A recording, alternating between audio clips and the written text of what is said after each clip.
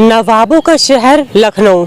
जी हाँ, नवाबों का शहर लखनऊ यूँ तो अपनी कई खूबियों के लिए जाना जाता है, लेकिन क्या आपने कभी सोचा है कि लखनऊ के जो गोमती है, गोमती नदी के ठीक किनारे जो सबसे बड़ी टाउनशिप है, जिसको कि गोमती नगर का नाम दिया गया है क्योंकि गोमती नदी के किनारे है, लेकिन क्या आपने कभी सोचा है कि गोमती नगर की सबसे बड़ी टाउनशिप जो है उसका नाम वी से क्यों शुरू होता है? जी हाँ, कभी आपने क्या गौर किया? विवेक खंड, विपुल खंड, विभूति खंड, विनय खंड, विराज खंड, आखिर क्यों सबके नाम वी से ही रखे गए हैं? अगर आपने कभी नहीं सोचा है तो इसके पीछे एक दिलचस्प कहानी है, आज हम आपको वही बताने जा रहे हैं। तो बात शुरू होती है 1983 से।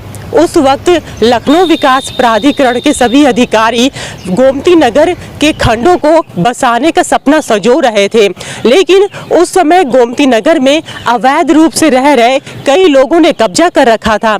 ऐसे में उनको वहां से किसी और स्थान पर पहुंचाकर वहां पर गोमती नगर को बसाना सबसे बड़ी चुनौती थी अधिकारियों के सामने। करीब 6 महीने की मशक्कत के बाद लखनऊ विकास प्राधिकरण के तत्कालीन वीसी अखंड प्रताप सिंह और एई इंदु शेखर सिंह ने अपनी टीम के साथ 6 महीने की मशक्कत के बाद गोमती नगर से उन अवैध रूप से रह रहे लोगों को दूसरे स्थान पे पहुंचा दिया और वहां से उसे खाली करा दिया था। तो ये सबसे बड़ी अड़चन थी गोमती नगर को बसाने के लिए। इसीलिए जब ये पूरी अड़चन दूर हो गई तो लखनऊ विकास प्राधिकरण यानी LDA के सभी अधिकारियों ने मिलकर एक साथ बैठक की और विचार हुआ कि आखिर गोमती नगर का जो पहला खंड है यानी फेज 1 का जो पहला खंड है उसका नाम क्या दिया जाए।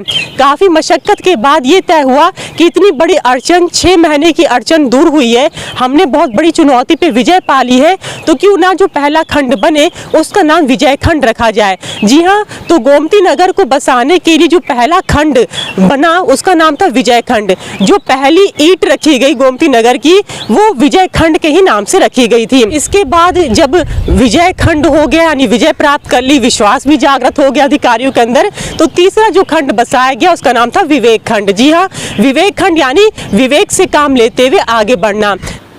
गोमती नगर इस योजना जब प्रारंभ हुई थी तो शुरू में यहाँ पर काफ़ी समस्याएं थी भूमि अधिग्रहण को लेकर के, और किसानों का भी एक लंबे समय तक प्रतिरोध रहा है।